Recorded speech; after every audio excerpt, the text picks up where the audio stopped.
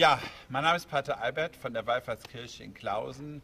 Ich möchte euch, liebe Kinder oder auch liebe Erwachsenen, einladen, ja, mit mir zu klappern. Ich war jetzt oben auf dem Turm und habe geklappert und von Gründonnerstagabend bis Kar-Samstagabend wird geklappert.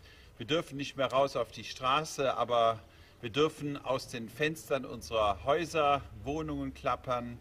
Ja, ich mache das da oben vom Turm. Und ich freue mich, wenn viele mitmachen hier in unserer Region.